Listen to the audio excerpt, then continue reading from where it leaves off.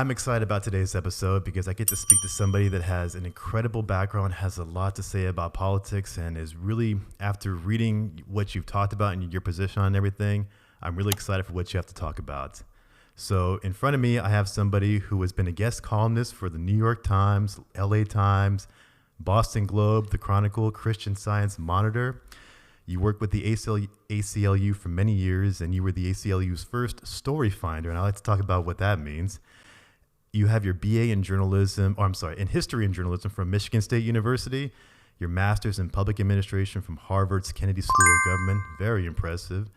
You recently ran for supervisor of District 7 in San Francisco. You call yourself a pragmatic Democrat, which is a term I've never heard before, and I'm excited to get into that. And you currently live with your husband, Lionel, on the west side of San Francisco. And I am excited to sit here today to talk to Joel Engardio. Thank you, Joel, for coming on my show. I really appreciate you giving me the opportunity to speak with you. And I'm excited to hear about everything that you stood for, what you've talked about, what your education has been, what your experiences have been, because you bring a lot to the table and you're a great voice for San Francisco that I think we need to get out there more. So, Joel, thank you again for coming on. I really appreciate it. Thanks, Mike. I'm glad that you do this podcast.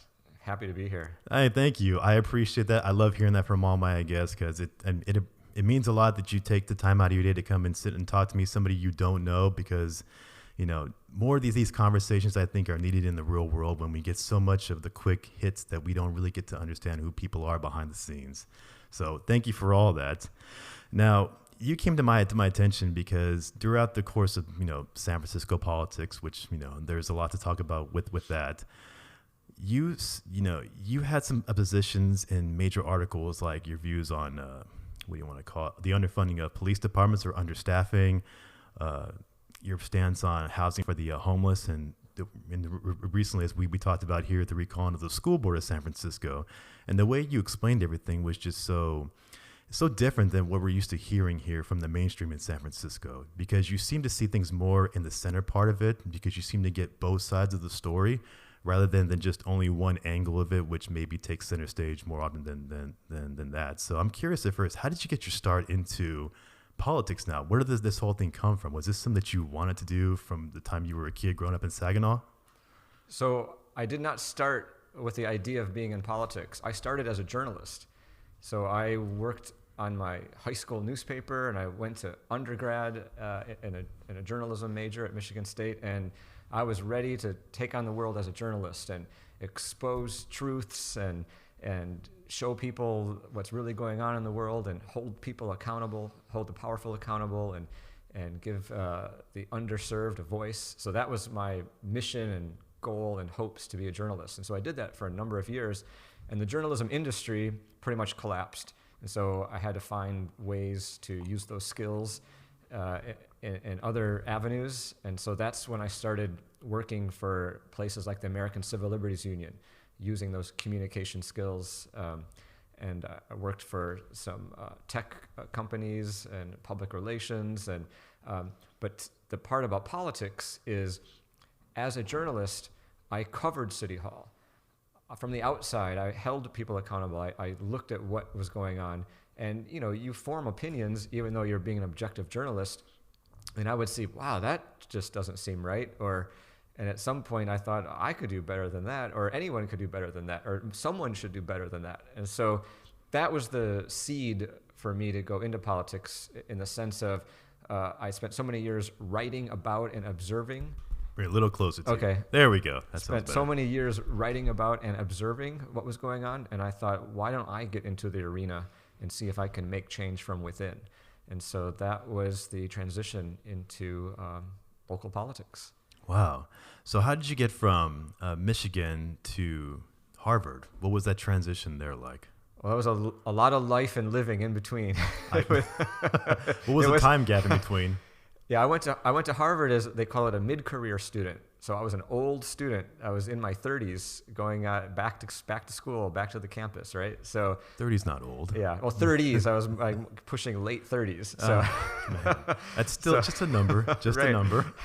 So so that was I'd won a scholarship to go get my master's degree, and the scholarship was based on work that you have done in the real world. And so I'd worked a number of years as a journalist in community advocacy and with ACLU. And so those experiences together added up to, it made me qualify for this scholarship that was offered for people who worked in that arena, in public policy, the press.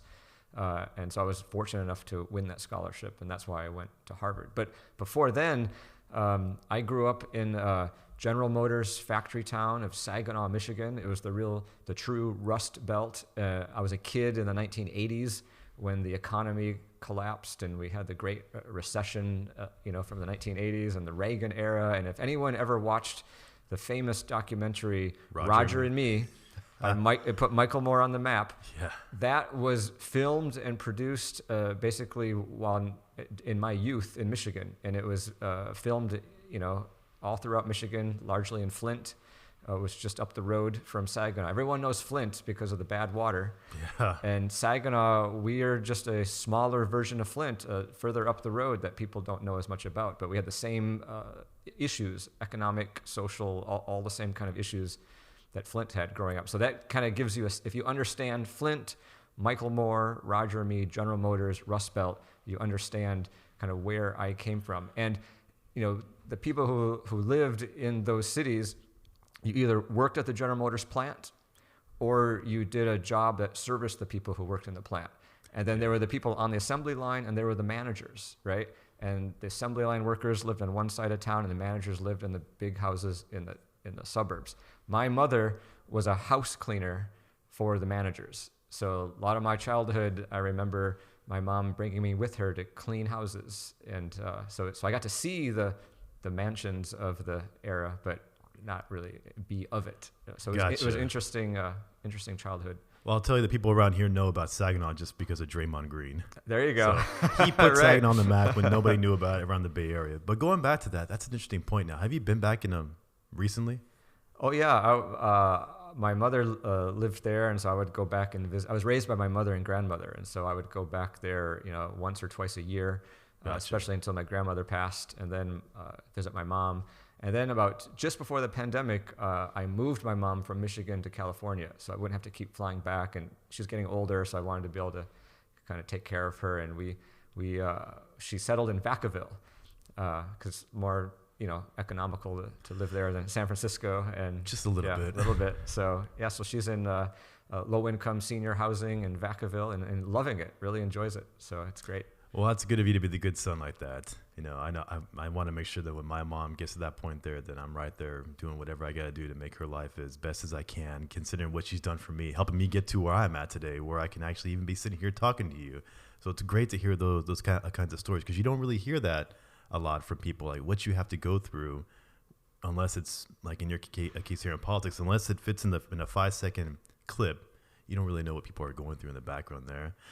What would you say the climate of Saginaw, Flint is like now? Does it, having not been there, I get the sense that the most of that area there is just, all I see is what you see about Detroit, the empty homes, and there's nothing there outside the main area. Is it still like that same way up there? Well, it's the media will distort things in the sense that there's a truth to that, or truth to what you say, but it's not the whole story. A place like Saginaw is not just a wasteland or a totally destitute place. There's still a lot of good people living there and trying to make it in life and trying to make the best of a bad situation. And you will see oasis or spurts and growths of like wonderful things happening in places that have a lot of challenges. And so it's an issue of a lot of times, me being from there, there's a term flyover country. People feel like, people fly from New York to LA and San Francisco to New York, and they don't give much thought or pay much attention to a place like Saginaw, Michigan. But a lot of good people and good things come from there and are happening there, and they've gotten the short end of the stick too. So, I think it's important to, if we're going to have a whole, a united country, a United States of America, we can't ignore places that are facing challenges. We need to invest. We need to invest and make sure that everyone has the ability to thrive. So give me one example is, when I was a kid in the 1980s in Saginaw, that was the beginning of what you're describing now. Like things were going really well from the 50s through the 70s, and then the cliff kind of went over a cliff in the 80s, and it was on the way down, right, economically. Yeah. But despite that, there was really some innovative things happening. Like I went to a school where they did a lot of innovation in education, and I can tell you there's a whole bunch of classmates that I had through that particular, it was a public school, by the way, which is fantastic. The way they taught, the way they innovated, it really inculcated into us like a greater mission. And I know a lot of people who came from that era and that school who are doing a lot of great things in the world. So it's education, public school, all that's really important, but you need to invest in it. Yes, that's one thing I wanted to get to too. So you came from an area that was based around the auto industry. Everything, all the jobs there, just recirculated around GM, Chrysler, Ford, and whatnot. Since they pretty much have left, what has taken its place in terms of, this is where a lot of the residents have transitioned to in terms of careers, jobs? Do you see more entrepreneurs coming out there? Has Amazon or any of these big companies said, we're going to fill in the gap? Again, if you only listen to like the mainstream media and you've never been there, you may think that unemployment is high, that the drug use is rampant, that there's no jobs out there. But what's the real story about how they've been able to adjust from only being dependent upon the auto industry to what's actually out there now? Well, Detroit's having kind of a renaissance. There's a lot going on in Detroit. University of Michigan, which is Ann Arbor, not too far from Detroit, has one of the best engineering programs in the world. So a lot of good engineers are being trained at the University of Michigan. And so companies like Google and other tech companies are smart, and they realize that let's tap into the new young crop of engineers. And it's a lot cheaper to have a big house in Michigan than it is to live in Silicon Valley. So you see there's a footprint. The tech companies do go to places like Detroit, and they recruit people from University of Michigan, and people are able to have lives. And I think that's, you don't want to just say there's only one place that is the best place to be. The best place to be can be anywhere. It just depends on if the people are willing to go there and create community. And so, in Detroit, there's so much opportunity right now because, you can turn a page and try a new industry. And by the way, General Motors is still there, and they're doing everything they can to pivot to electric cars. And, Tesla's giving them a good run for their money. But GM is, don't count them out. They know how to scale. They can. I think when the day comes that everyone's driving an electric car, General Motors, Ford, like they'll still be in the picture.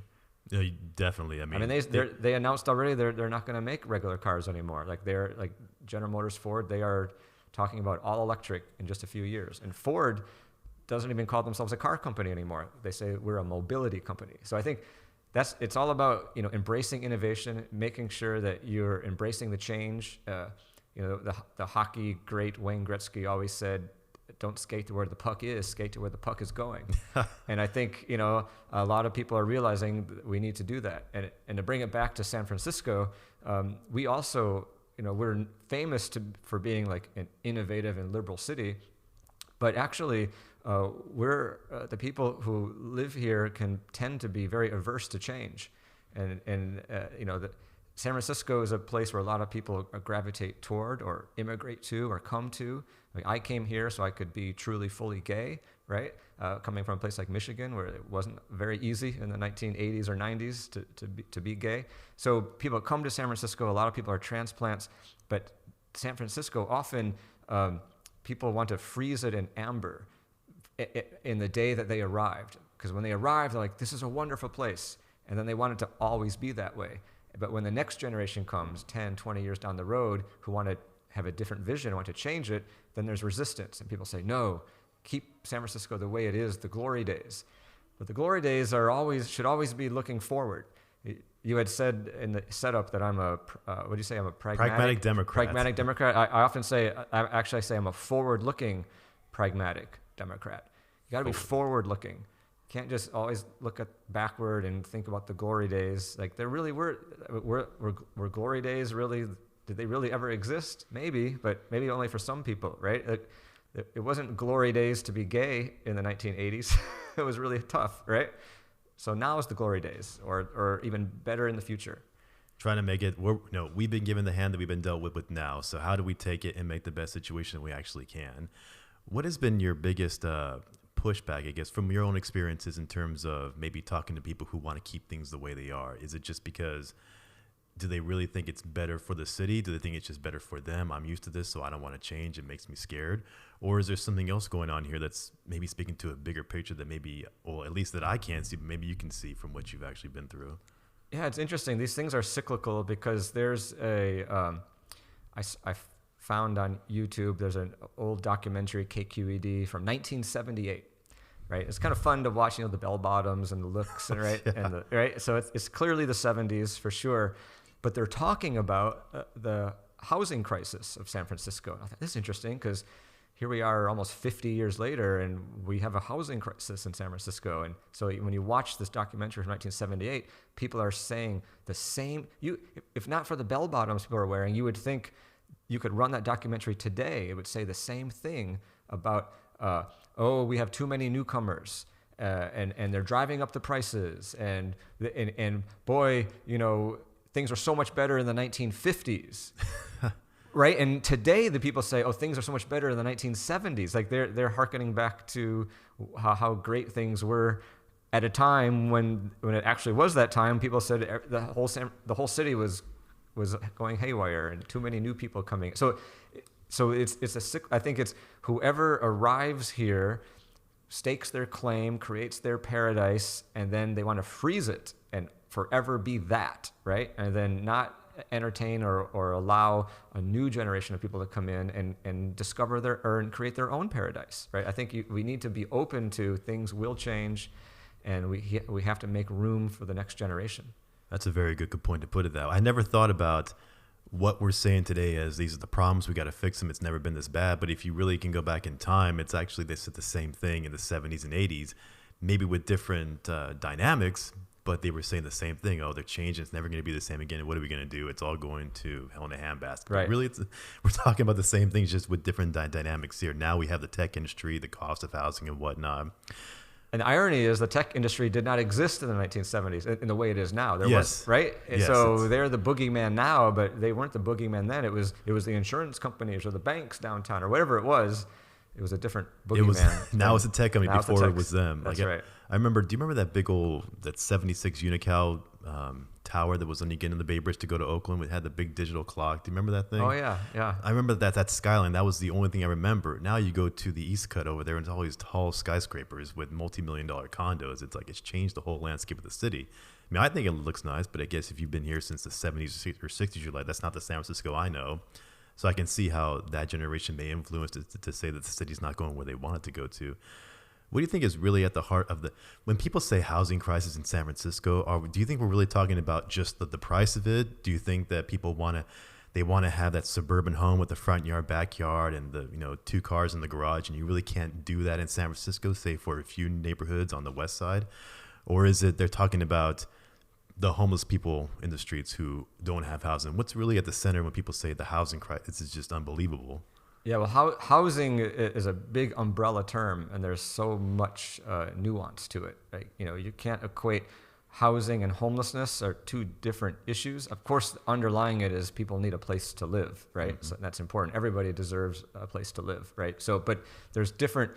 You can't talk about them in the same way. You have to kind of parse out, like, are we going to talk about homelessness, or are we going to talk about just housing in general? Let's start with housing in general. San Francisco is a 7 by 7 mile peninsula, right? Mm-hmm. Pretty small. Everyone, for the most part, wants to live here. It's a very popular place to live. So the question is, who gets to live here, right?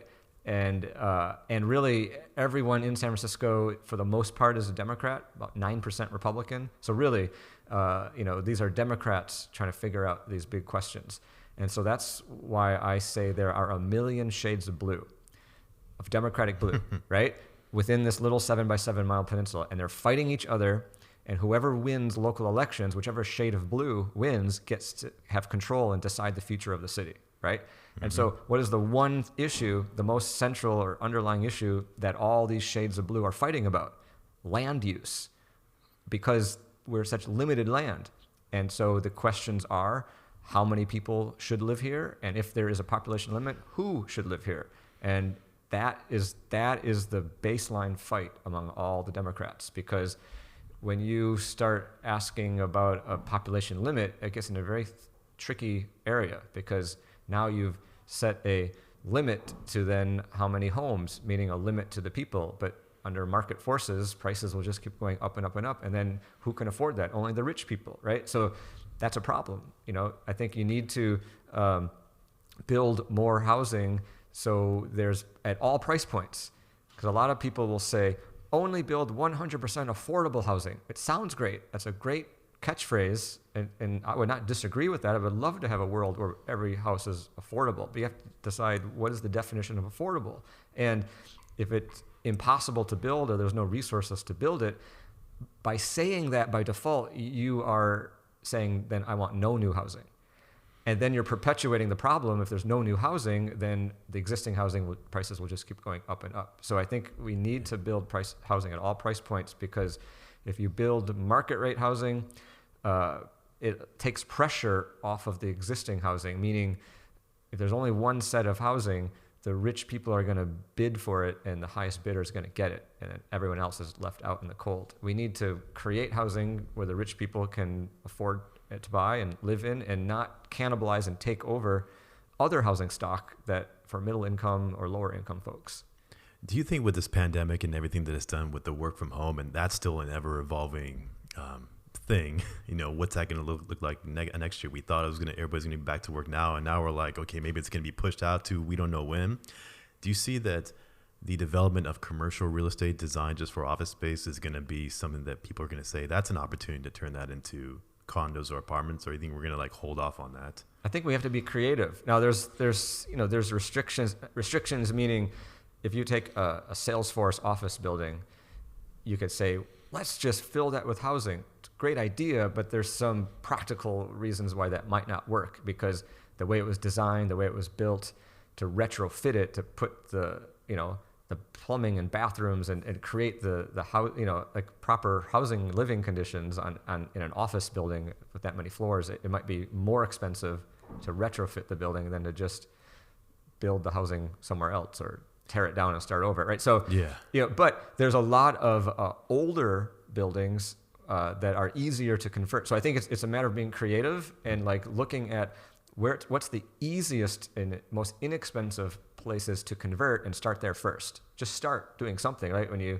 have a crisis, if you're bleeding and going to the ER, what do you stop the bleeding first, right? So just start with something, and then go from there. But I think we need to be open-minded and creative about, and we need to reimagine how we work and live. The pandemic forced us to do it. I think it was all coming eventually, this reimagining. Pandemic just accelerated it. There's no reason why in the 10 years leading up to the pandemic that everyone had to commute, into an office. Like most people were probably able to work from home already, but there was just this social protocol that you go into an office. Well, the pandemic proved for certain jobs that's not necessary. So that's going to change. We have to reimagine what life looks like. So to me, that's an exciting opportunity. To some, it can be very scary, and it is scary. You're kind of reimagining everything you've known before. But with that fear, there is opportunity. And with that opportunity, good things can happen. I will tell you that living here when the pandemic hit, it really showed me just how much everybody was just waiting for that last needle on the haystack before everything just crumbled. Because the second that everybody could leave, from what I've seen, people I live with around here, they all said, working from home, I'm out of San Francisco. That's that one thing that I needed to leave here. And then people just left to go to the East Bay, out of state, out of some places out of country, because that was just the one thing that they were waiting for. They're like, the rents are too high, but we're going to continue living here because the jobs are here. And then as soon as that pandemic hit, that's the perfect excuse. And then they all left, but a lot of people left and they haven't come back since. They're like, why would I now? Now I don't have to go into Salesforce or to Microsoft or Twitter that doesn't even have the office here anymore. Now I can just go work from home and do all that. So I really saw how much when they talked about how overpriced San Francisco was, it was being generated, in my opinion, because people just said, well, we have to go to work and that's where it is. It's just more simpler. And as soon as they can go home, like, that's all I needed. But then getting back to where you're saying building the housing, it's like, where can we build in this city? There's like no land unless you want to build up like in Twin Peaks or something, and then you get into the whole, well, it's going to take away the view, which is going to get a lot of pushback. So it's almost to me like what we're going to have to build is just multi-family housing, condos, apartments. But then is that what people want? Or they're like, hey, I just want to live in San Francisco, so I'll take what I can get. Maybe I don't get the backyard, the front yard, the big garage, but I have a house in San Francisco. Like, are you seeing that people, do they just want housing, or is it just, I want that track home from the 1950s, but there's only so many in the city and we can't build them anymore? And I think people are also starting to question the whole concept of the suburban track home of the 1950s. What was known as the American dream from the 50s well into the 80s and the 90s and even today, I think people are questioning, because you have to build further and further away from city centers, to create more housing of that style. And we're in a climate crisis, energy crisis. Like, there's so many crises that exacerbates, right? When people are sprawled and spread out, and then they have to drive to get places, and there's no public transportation. So before the 1950s, prior to World War II, unless you were a farmer living on the farm, everyone lived in urban centers, right? And there were streetcars, and if you look at Los Angeles before World War II, I think it's pretty shocking to realize, is that it had the most amazing, intricate system of streetcars. You could go from downtown to Santa Monica to Hollywood on a streetcar, right? But what happened after World War II? They tore up all that infrastructure so they could build freeways that never existed before, because the auto industry, the oil industry, all of it, they had a vested interest to let's pivot, let's completely change society into a car-focused society. If you lived before the 1950s, that was new. We didn't have a car-focused society, and then we did. And so for the last 70 years, that's what it is. And now we're starting to wonder, is it really all it was cracked up to be? Like, we're seeing literal cracks in the infrastructure, and also cracks in society as far as the stressors of having to commute and rely on a car and then build further and further out, right? So I think people are going to see the value of going back to a system that also worked really well before the 1950s, where more public transportation, more walkable areas, and that could be pretty joyful, I think. I've seen where that has, I definitely seen that shift, even in my own life. Me and my wife talk about this. I'm 39, she's 36. Probably shouldn't say her age on here.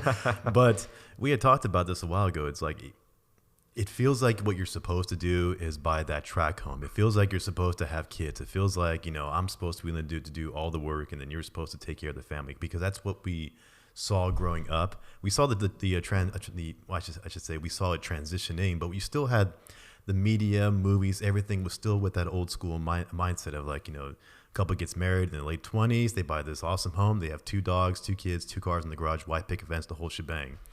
And you kind of felt that if you didn't get that, then something's wrong with you. So we're in a spot now where we decided it's not prudent for us to have children, because on one hand, we don't have the same support with our parents, because my mother, she lives farther away. My dad's no longer with us, and her parents enjoy traveling.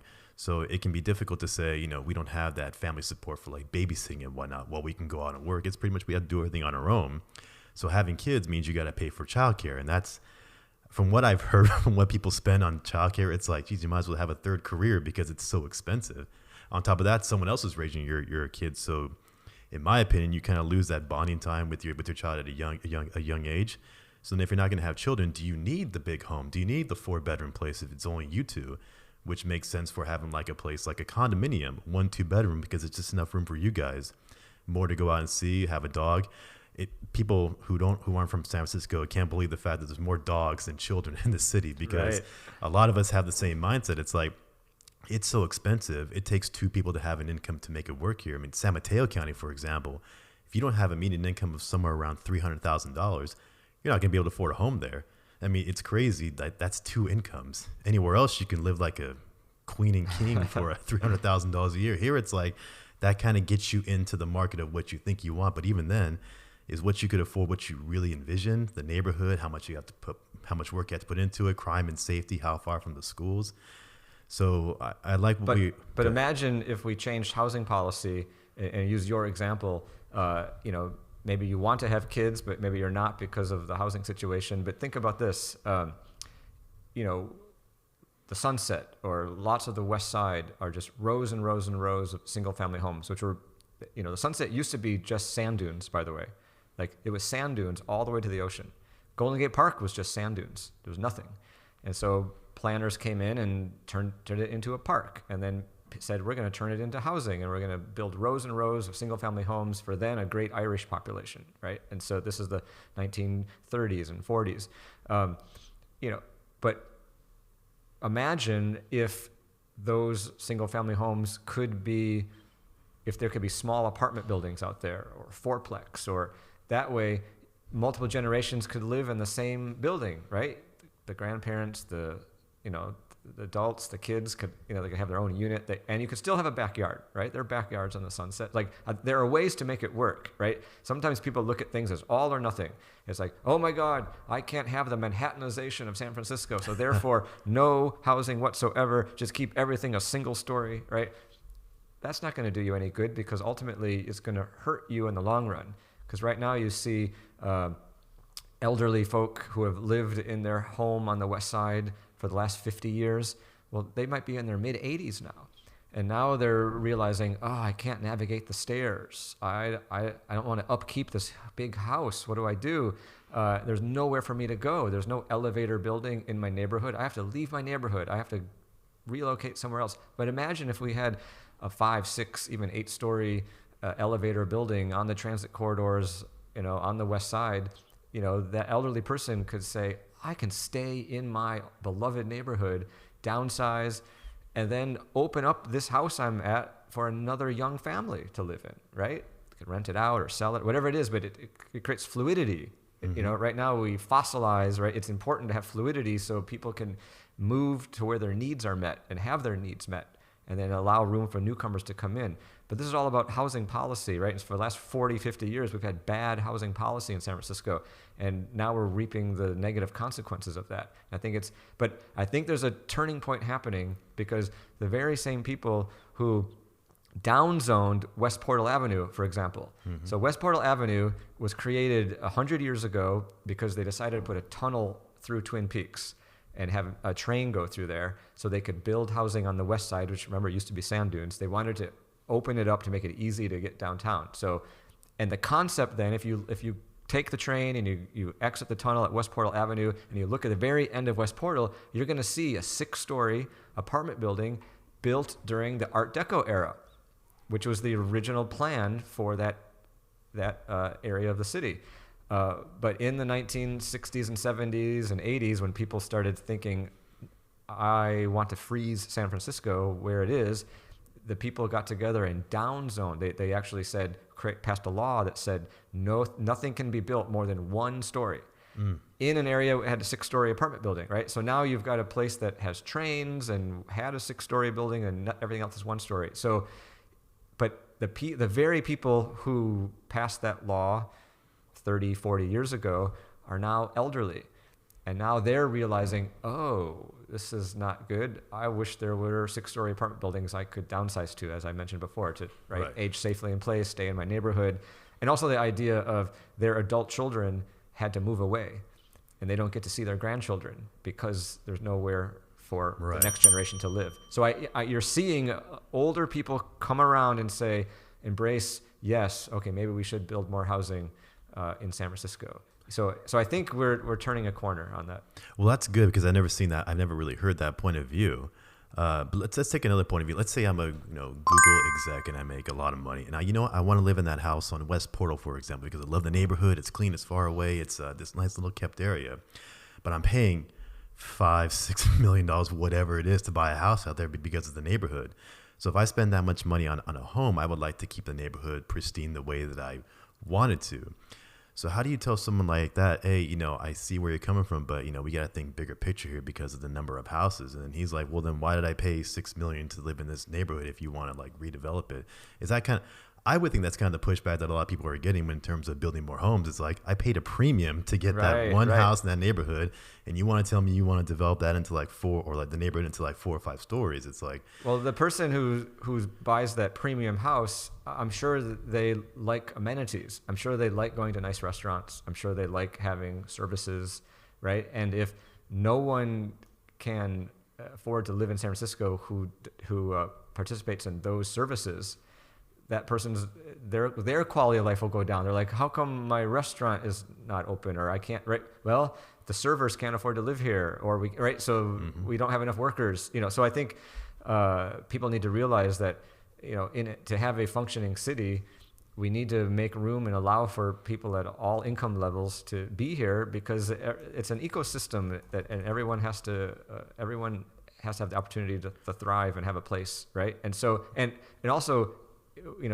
this is not an all or nothing situation. The person who wants that larger house on the west side, we're not saying we're going to bulldoze every house on the west side and turn every parcel into a skyscraper condo building. We're being reasonable here. It's about, integrating, great example, a great visual would be the most famous photo of San Francisco are the painted ladies in Alamo Square, and everyone, you can picture that photo in your head, right? And the way the photo is cropped on the postcards and on television, you know exactly what it looks like. If the camera pulled out just a little bit, you know what it would show you? Literally right next to the last painted lady on that row is a 7-story apartment building. Literally right next, inches away, it's right there. Does it ruin? No, it's the most beautiful spot in the city. It's like, the point is, why not? Why can't an apartment, it's been there 100 years, like that apartment building can coexist with a single family home, and it can still look good. I thought you were going to talk about that empty lot, because one of those houses got demolished, didn't it? Oh, that I'm not sure. Yeah, but somewhere around there, I remember. Oh, this is the painted ladies, and there's an empty lot right there. I'm like, well, whoever owns that property is. Well, speaking of empty lots, let me tell you about a great empty lot story. Because you said earlier, where are we going to build housing in San Francisco? And this is a classic example. Talk about the political nature of San Francisco and the shades of blue. It all comes together in this one story. There's a parking lot downtown that's for valet parking for Nordstrom shoppers. So it's just a big open parking lot in the middle of downtown, right? And so developers wanted to put housing there. And the idea was, if we do 400 units of market rate housing, so that's not going to be cheap. That's like, expensive housing. All right, granted. If we do that, the fees generated from that, because whenever a developer builds something, they have to pay fees into a affordable housing fund that is used to then build affordable housing. They said, really fast, this is the Pickwick Garage area? It's near Jisia Mission. Yeah, it's like 6th Street and okay, yeah. I remember hearing the street is Stevenson. Gotcha. Right? Okay, yeah, go on. So the idea was, if we can build 400 units of a market rate housing, it's going to allow us to build 100 units of affordable housing, right? Mm-hmm. All in the same complex, right? But it's going to be a big complex that's 500 units of housing on a parking lot. So we're not displacing anyone already living there. But people opposed it and said, oh, it's going to create shadows. It's going to displace people who live in the nearby buildings, because the wealthier people who live there are just going to change the nature and makeup of the neighborhood, right? And so progressives, when I talked about those million shades of blue, there are the two dominant shades are progressives and moderates. These are labels created by the media. And the progressives, for whatever reason, tend to be the ones who want to only advocate for 100% affordable housing. And the moderates tend to be the ones who say, let's build all types of housing at all price points. So it became this epic battle on the Board of Supervisors between the progressive faction and the moderate faction. And the progressives said, no, we are going to deny this 500 unit development on a parking lot. Really fast, just so I can see, I want to look at the map here. So this is Stevenson and 6. Where was it at that we're talking about here? So we have that big. It's got to be that big parking lot. Do you see this one here? This is at 6 and... Yeah, but see that parking lot? There you go. Isn't this the 5th and Mission garage? No. 5th and Mission is up further. It's up further. Yeah. Oh, gotcha. Okay, Yeah. 5th and...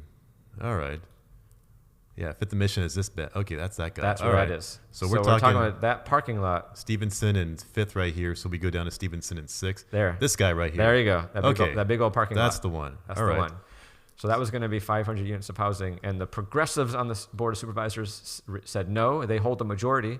And so it did not get built. So progressives. But we lost. But here's the point. We lost 100 affordable units of housing.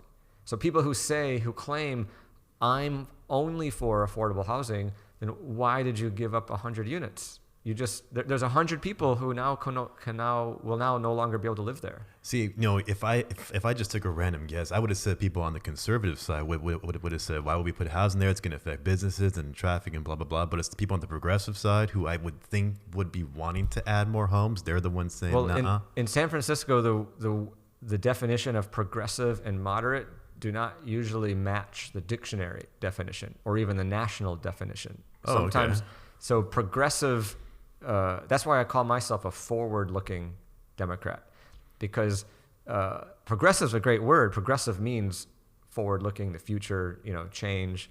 But unfortunately, in San Francisco, progressive often means the opposite.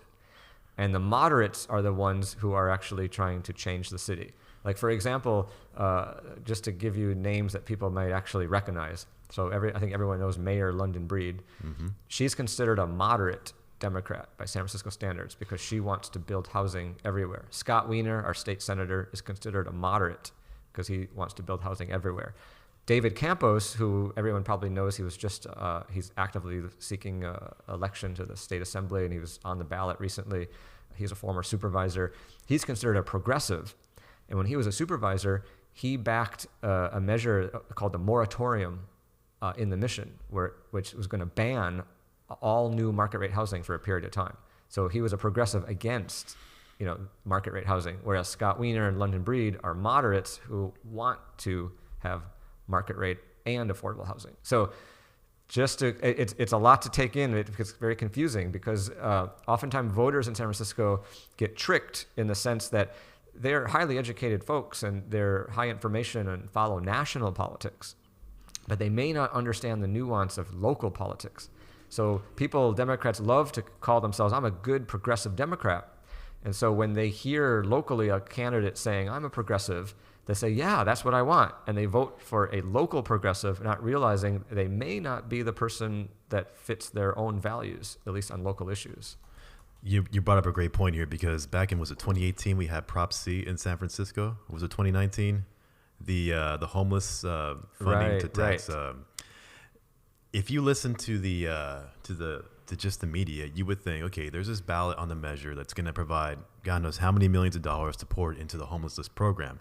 Sounds like a great idea. We're going to tax corporations, and then all that money is going to be put into this thing to help the homeless. What got me really surprised was when Mayor Bree came out and said, we actually don't need money. We have plenty of money. Don't vote for that because we have plenty of money. It's not a money issue. It's managing it's basically getting the infrastructure together. So dumping more money into this isn't going to solve the problem, which is not something you would have thought to have heard from somebody who's a Democrat in San Francisco. You would have thought, yeah, we need more money because more money is going to help everything. And it turns out she's like, no, it wasn't. Well, it passed by, I forgot the margin, but it passed. So 3 or 4 years later almost, I have no clue where that money's at. I still see people homeless, tents all over the place. I was just driving down Geary Street today to go to Divisadero. There's tents in the middle of the center walkway. There's a guy with a barbecue in the middle, smoking everything. It's like, I have no clue where all that money went. So this brings up another thing if you kind of transition into the homeless umbrella here is we like to lump, when we say homeless, we lump everything into that one umbrella. Homeless people are the drug addiction, the mentally ill, the human traffic victims, domestic violence victims, people who legitimately have jobs, but they can't afford to live anywhere in the city. Like we lump them all in the same umbrella of homeless, but really to solve it, there's so many different ways. You can't solve it by helping this person here one way and then try to help that person with the same way. It doesn't work. It's like, if you're somebody that gets kicked out because your landlord raised the rent 20%, you're like, my job's here. I can't live anywhere. So I'm living in my car, my RV, but I'm working and I can't afford to pay for it. It's like, we seem to do a good job of providing those people with the resources to say, let's get you some help. We got some assistive housing here. We're going to help you get into a program to get you better living a situation. And people are like that. They want to like, thank you so much. I appreciate the help. And this is all I needed because I don't want to leave San Francisco. I was born, raised here. I work here, whatnot. So thank you so much. And then on the other side of the spectrum, you may have people who enjoy being homeless, or they're like, I don't want to help nobody. I'm happy sitting on the corner here because I get, handouts. I get free money from the government. And, if I need to go to a shelter, I'll go overnight and I'll come right back to where I'm at. But then how do we really solve that problem when people don't want the help? And that's where we get into the whole enforcement side of it. But what's your take on this whole big pool of money that we have to solve homeless, and how's the politics behind the scenes of how trying to fix this is actually working? Because most of the voters like me would be like, unless you do the research, you have no clue. You just know that we're spending so much money in taxes to fight the homeless problem, yet it seems to be getting worse in certain points. What's your take on that? Yeah, I think it's very important to understand the different categories of homelessness, right? Because as you mentioned, there's a certain percentage of people who have severe mental illness, people with severe drug addiction, some who have both, people who are just down and out on their luck, people who are homeless veterans, or a single mom, people who lost their job. There's so many different categories of homelessness. So we need to kind of understand what we're dealing with, and then prescribe things for each one. One medicine or one program's not going to, one size won't fit all, right? We need to really kind of laser focus and what's going to move the needle in one area versus another. And I think and underlying all of that is the importance of housing. Ultimately, people need a safe place to sleep, to live, right? People need a home, right? So I think that we need to build housing if we're going to address homelessness. They just go together. But it doesn't mean each house that we build, it has to be the same type of house, right? It's like, I think people living in a tent is not sustainable. It's not healthy for the person living in the tent or for the person having to walk down the sidewalk, right? It's not tenable. So, but there are concepts like tiny homes. Like you look at other cities like Austin, which have created these places where, it's just a small, with a locking door, you have your privacy and you're safe, but it's just a very simple bed, but it's a home, it's a tiny home. And then there's a communal bath and there's wraparound services and to live in the tiny home, you kind of, everyone contributes to like cleaning the communal bath or whatever it is. It's a community, right? So there's innovative ways that we can address this and look at other places that have done things and apply them here. And there's also the mental illness issue, I think, is something that we have ignored for far too long, to our detriment, because we can't ignore the fact that a large percentage of homeless people in San Francisco do have severe mental illness. And there's a big distinction between the Democrats who are the moderates and the Democrats who are progressives and how to deal with that situation. And the moderates tend to lead the effort to strengthen what's called conservatorship laws, which is if you're severely mentally ill and you're a danger to yourself and others, that the conservatorship law then compels you to get treatment, right? And the progressives tend to be opposed to strengthen conservatorship laws. Now, from my view, if someone is having a psychotic episode on the street and they're suffering and dying on the street, and we're just saying, well, we're not going to compel to treat you and give you the medicine you need, to me, that's not humane. How is that humane? The person is now just going to flail and suffer on the street and not get the medicine they need. I think it is humane in those cases to give the people the medicine that will make them feel better, right? And so, but this is a clear distinction between the progressives and moderates who are Democrats in San Francisco. There's one supervisor, Raphael Mandelman, and he has an amazing backstory in that he grew up and his mother had severe mental illness. And unfortunately, she passed away, and he, as a teenager, was kind of the kindness of his teachers took him in and kind of raised him the final years of his teenage years. And he went on to go to Harvard and become a lawyer, and now he's a city supervisor.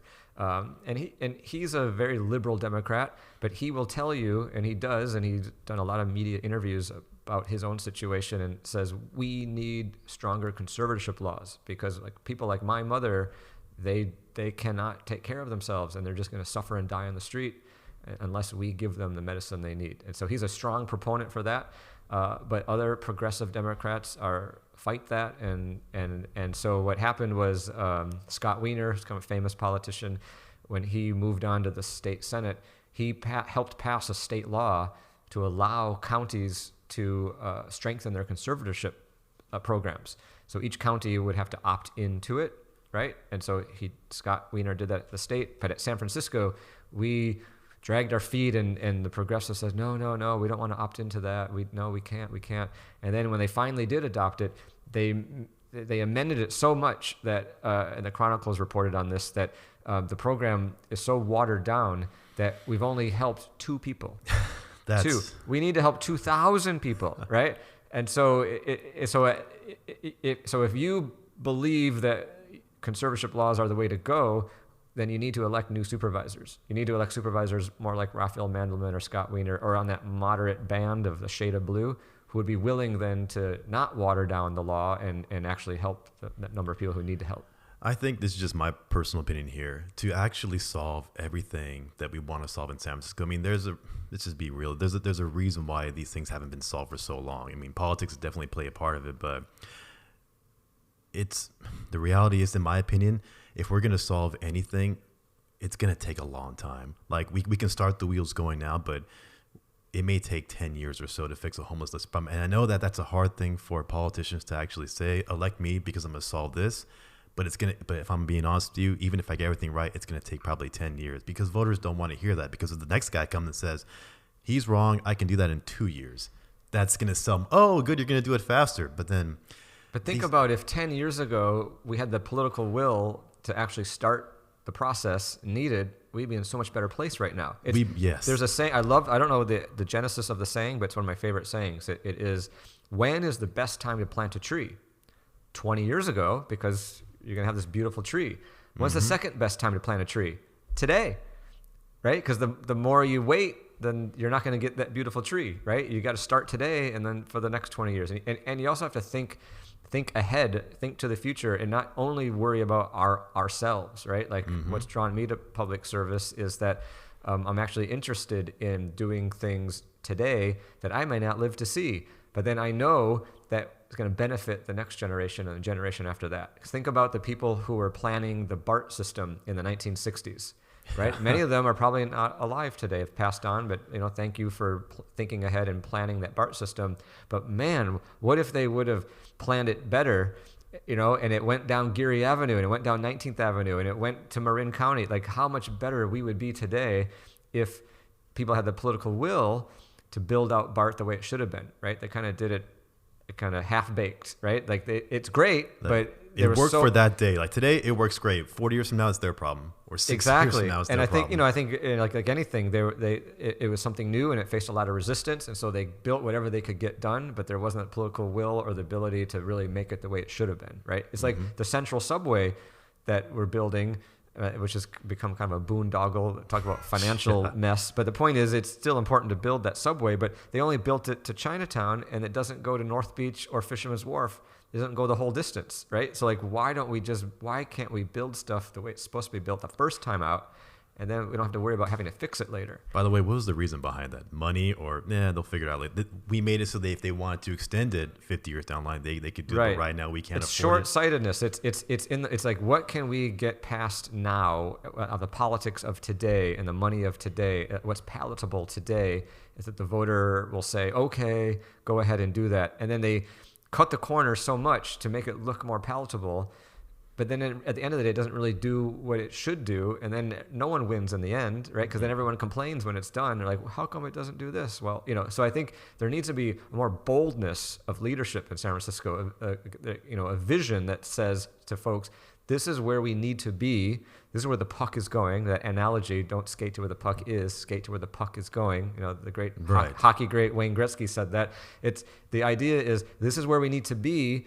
And let's head there. That's the dream. That's the goal. Let's go there, because, right, if we don't start planting trees today, we're never going to have them, right? I want to tell you a story about conservatorship from what I do for a living in law enforcement. But before that, I wanted to ask you, this is a good thing you brought up here. We talk about short-sightedness with a lot of politicians, not just here, it's everywhere. San Francisco has become a place where you can start as supervisor in a right area, if you become mayor, that's a pathway to lieutenant governor, to potentially the White House. Are we seeing a lot of, I don't know what Gavin Newsom's future is. I mean, there's a lot of talk. Is he just trying to be president? Is that why he's doing everything he's doing? I don't know. But it does kind of lean towards the thing. Are you just doing everything you can to fix it right now so I can go on at the top of my career and then it's their problem to fix it? Or do you think that there's politicians out there in the city who are like, I just want to do the best for San Francisco. I don't care about getting governor. I don't care about being president. I don't care about all that stuff. I just want to do the best for my city while I'm here. People are going to love me. People are going to hate me. They're going to say I'm taking too long, but I know I'm doing what's right for the city I live in. Do we have people like that in the pipeline that just want to focus on the city instead of thinking too far ahead down the line? Because then you're thinking now, what's going to get me there, when really you should be thinking about here first. That whole thing, let it happen. It's like money is being a result of how good you do your job at. That'll come. But if you just focus on what you have now, like that, because the way that you talk, I don't know what's going on in your mind, but I think you're somebody that really wants to do good for the city because you live here, you have a life here, this is important to you. And, if anything happens in your political future beyond that's higher up there, then okay, great. But really, I'm just focused on now. But is there anybody else in the pipeline that you see that if you're a San Francisco voter, you could say that's somebody I should be looking at? Well, I would think Scott Wiener is a great example because now he's advanced. He started as a supervisor and now he's a state senator. So he moved up the ladder, so to speak. But when he was in the first position, he was rolling his sleeves up, and I've never seen any legislator work as hard as he does, right, on intractable, like really impossible issues, and unpopular, and taking incoming fire all the time. Everyone's angry at him and attacking him, but he knows, like, I'm doing this because it's good for the city and it's good medicine, right? And we need to get it done. We need to do it, and he was still able to get reelected. Like he took unpopular stands and then got reelected and then advanced to higher office. So I see that as a good example of someone who puts their nose to the grindstone and does the hard work. And then when an opportunity arises, they run for the next office and then they're elected based on what they've actually accomplished. So I think that's a good example of a politician that advances. Like ultimately you want people with experience to advance, right? When necessary. So it's not like you only want to elect people who will never run for any other office again. But you also want to be mindful of the people who they're only looking to the next office, because and a good sign of that is they will be busybodies in just creating and passing laws that just look good in the moment. And then we reap the consequence of that, because when that person, passes, 50 laws or whatever it is, and they're very short-sighted in the moment laws, right? And then they move on and leave, and then we're stuck with all this legislation that might be outdated or not serving its purpose. It wasn't well thought out, So sometimes politicians, when they're on the campaign trail, they say, I'm going to pass this law. I'm going to do this law. Sometimes I would love to see a politician say, I'm going to undo this law and undo that law. We don't need so many laws, right? we have too many inefficiencies in bureaucracy. Let's try to streamline things. Mm-hmm. That's a very good point. I want to get back to the conservatorship thing that we talked about. So I told you where I work at, San Mateo County, as a law enforcement officer. We've had several times in the city that I work in where we've come across people that have had challenges. They cannot take care of themselves. They are disrupting their neighbors. They walk out into the street, causing danger to themselves, and we have to act upon that. But and as you've seen here too, the system is pretty much set up where, as a law enforcement officer, you can place someone on a hold, and then they go down to the county hospital where they get treatment and services. Because that system gets so backed up, sometimes the doctors there are like, right now you're fine, okay, you're good to go. I have somebody else who maybe cut their wrist or did something more egregious that I need to take care of now. And then so the cycle sort of repeats itself. So we found ourselves at a position where we have somebody who needs help. They need assistance. What we're doing right now isn't enough. How can we make things better? And we partner with different agencies within our county. We have a specialist within our department that makes all the connections. And the response was, hey, we can help, but we're going to need more documentation. We need more that we can go to our core system and say, this person is in need of a conservatorship. Look at all this stuff here. So we've had to take the time and the patience to actually document all the incidences and the context that we've had with somebody, including the neighbors and what they've actually seen. Put together a big package so that finally the estate can say, all right, that's a long history here, well documented. We're going to step in. We're going to do what we have to do. There was one lady that we helped for so long, and then all of a sudden she wasn't in town anymore. We thought, okay, well, I hope she's okay. One day somebody pulls over and waves to me, hey, Officer Acosta, talks to me. I'm like, do I know you? And then she told me her name. I'm like, wow, I haven't seen you since, 3 or 4 years ago. She's like, I want to thank you so much because you guys, as much as I was a pain for doing A, B, and C, you really were the catalyst to get my life on track. Because if it wasn't for you guys, I would have just gone through the cycle. I would have gone back to the drugs. I would have done A, B, and C because who was going to stop me? But you guys held your ground. You guys did the documentation. Because of that, now I can have a life with my son who was so young. He was going to middle school, and he has to see his mother going through all this. So to be able to see that story, it was a good feel-good story. It's not something you're going to see in the media because it's not like we go post, hey, Jane Doe did this. It's just like we're happy that she got the help that she needed, and it's one good thing to happen. But in order to make it happen, if you saw that documentary, it was so long before the state said, okay, that's enough for us to actually go into it. But like what we're dealing with here in San Francisco, some of these people, it's like 1 or 2 off times, and is the system designed to put people into conservatorship with just a little bit amount of contacts? A lot of times, me and my wife will walk around Cow Hollow, Fillmore, Polk Street's good. That's known for that. You're walking down, you're reading out in a parklet now, especially, and then somebody walks down the street and they're shouting to themselves. They look like they're in a mental health crisis. But then my wife would be like, how come the cops don't do anything about it? And I got to tell her, it's like, well, let's look about this. Yes, he's yelling at people. He's walking on the sidewalk. I have to put the mindset on, is he a danger to himself or others right now? Is he in the street? No, he's on the sidewalk. Is he jumping in front of cars? No, he's not. Does he have a weapon or anything? No, he doesn't. He's just walking down the street shouting to himself. And I'm like, unless I have more, it's like there's no law against just walking down the street shouting and talking to people that you think are around you. I'm like, there's nothing that most officers can actually do for that. We can go try and assist and say, hey, can I, especially if you know the person, because you always deal with them, hey, John, now, who's talking to you today? So-and-so. Okay, can I get you home? Can I get you a ride home? Can I call your sister? Whatever. And then try to work that way to at least get him some immediate help. But I'm like, that's so much time and involvement. And it's sad because there's not enough people on the street to actually do that.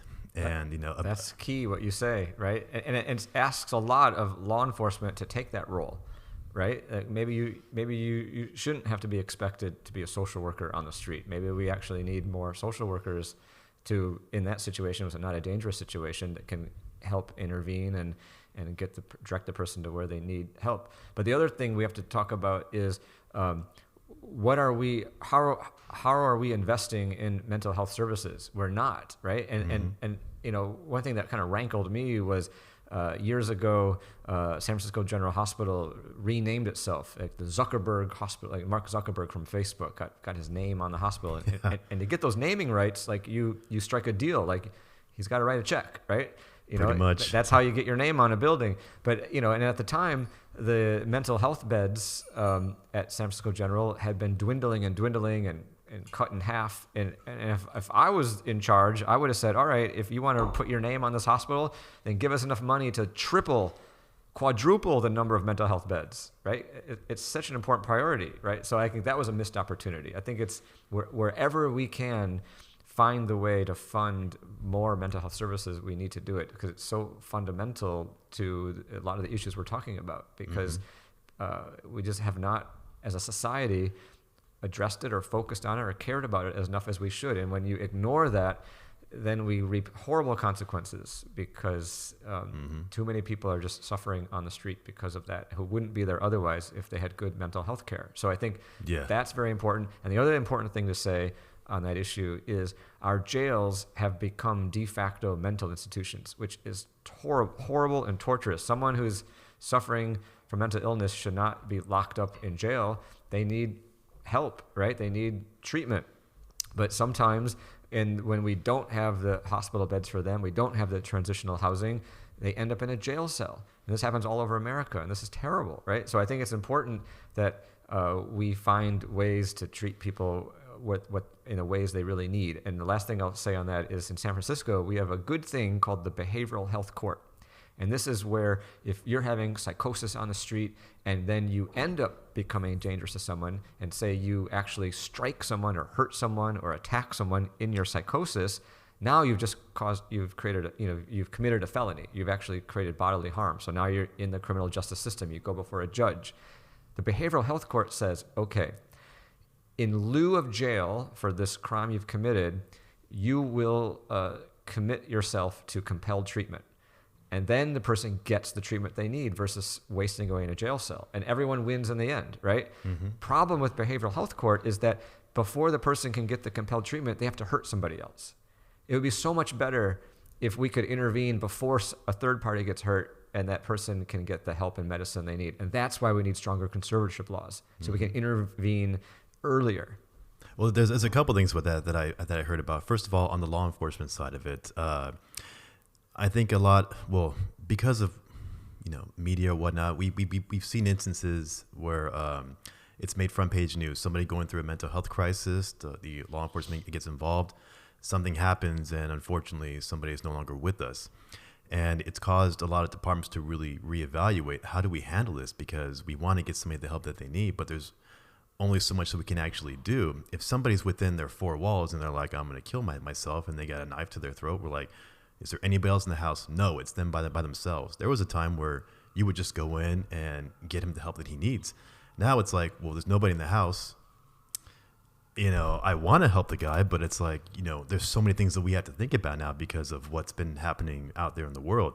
You try to help somebody and it goes wrong, then it's like, people point the finger at one side over the other. And it's like, it makes it hard for a lot of law enforcement officers to do their job, because you want to help somebody, it's the right thing to do. But if that goes south, or they're high on fentanyl or whatever, and that one contact that you have with them, they have a heart attack or a stroke and they die, it's like, and it's like, right. That's a lot. It's definitely. Yeah. And then going back to the mental health workers too, this is the problem that I've always seen with it, is that it sounds great, but who's going to want to do that job? And are we going to pay them what they probably need to actually have in order to do that job? Right. And then on top of that, you could talk to somebody who's maybe talking to their voices in their head, but a lot of the training that we've seen is that you don't know if they're going to snap. You don't know if they're going to see that new mental health worker as a threat and then go and attack them.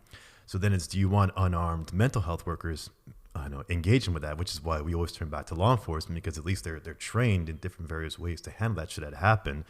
But then if you're going to send mental health with law enforcement, you still have the issue of staffing, because then you need to put a law enforcement officer over there. So it's, I have no idea if what's being talked about in terms of handling those specific issues, in terms of who you're going to get to do the job as mental health counselors, what are you going to pay them? Because if you don't pay them enough, they're not going to want, why would I do that when I can go work for Google to make $200,000 a year and sit behind a computer all day?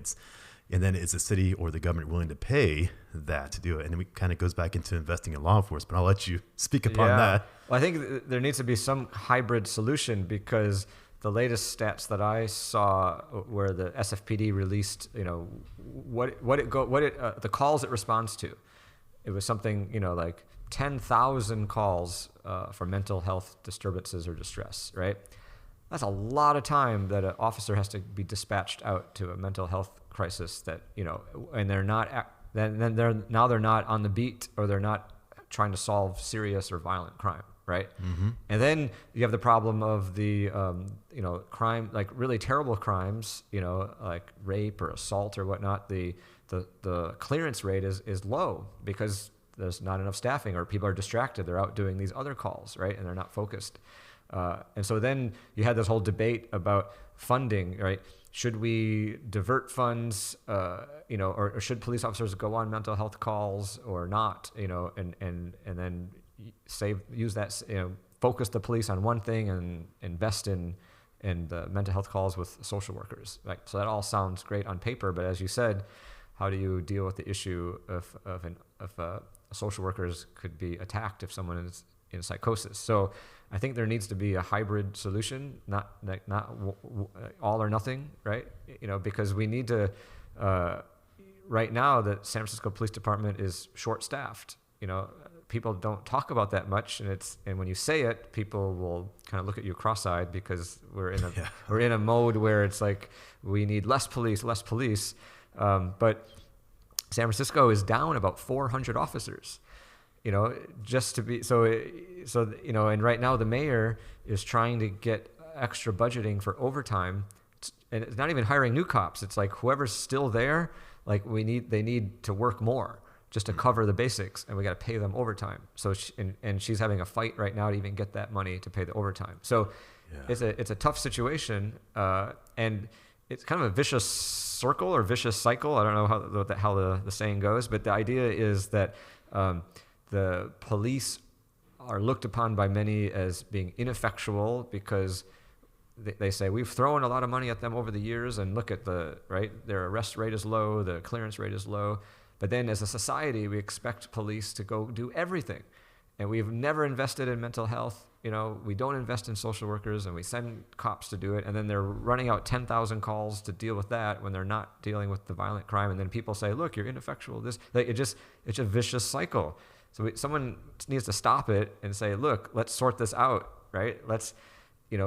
Cops aren't the only problem, right?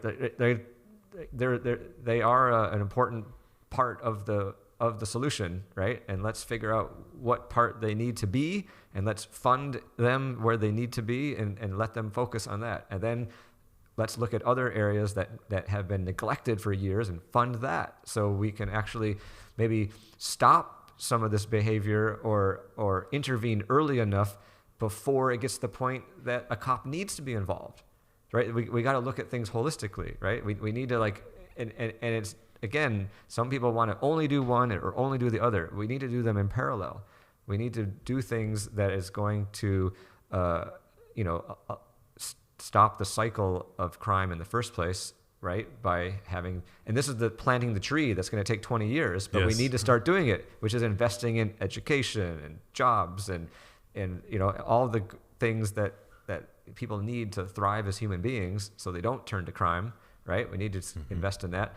And we can't just throw cops over the cliff either.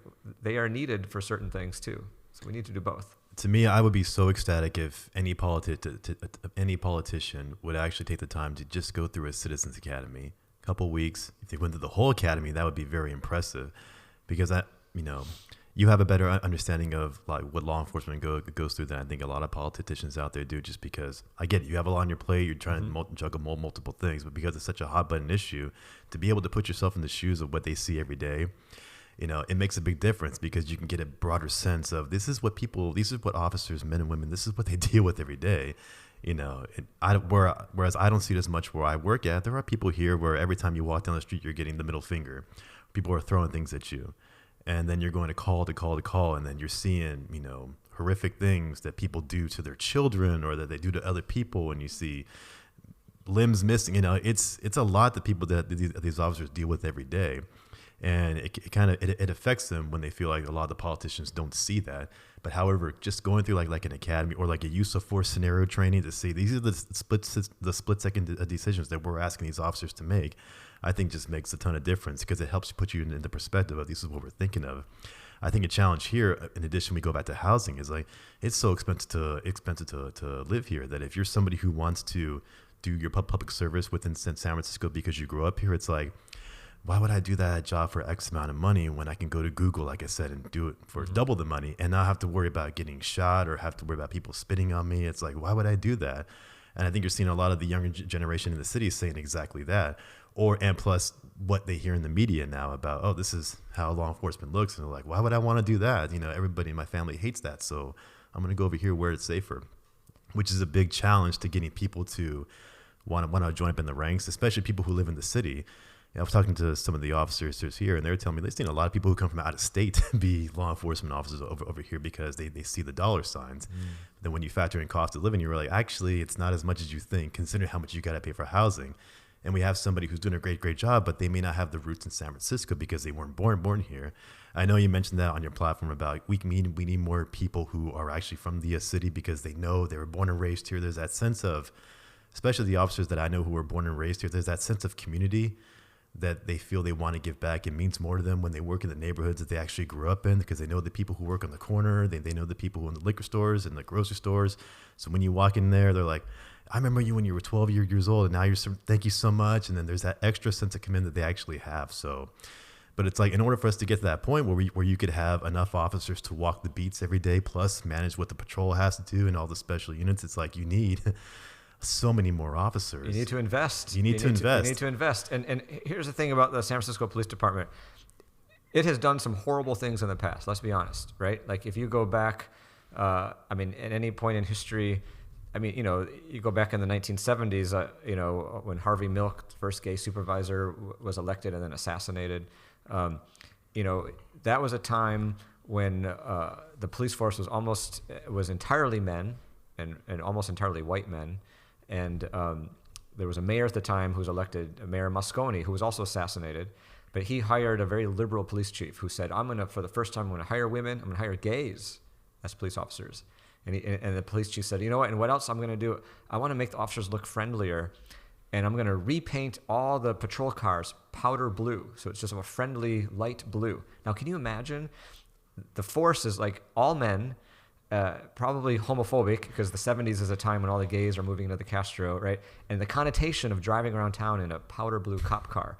They were not happy. They were not having it, right? The police union protested any suggestion that an openly gay cop could ever serve. I mean, they're publicly saying this, like, never, ever gay cops in the SFPD. So, this is the climate. So that's only like 45 years ago. So that's in the living memory of some people, right? So that's why some people when you say SFPD, people are like, oh, right? They remember that, right? And then, after Harvey Milk was shot, the jury let off the assassin with manslaughter, right? And so then gay people rioted at City Hall and they torched a bunch of cop cars. And then a few days later, the cops came and went to the gay bars in Castro and started cracking some skulls, right? And so people remember that, right? So the SFPD has done some bad things, right? And then ultimately the federal government had to come in and say, and take over the entire hiring practice. And for 20 years, SFPD didn't control their own hiring because they were all white men. So ultimately, it worked. But today, SFPD is majority non-white, and it has about 15% women. So it's come a long way. So the thing is, people with living memory of the bad SFPD, right, are still living here. Probably need to appreciate that it's not the same SFPD as it was, right? We have Chief Bill Scott, black man, who's from Alabama.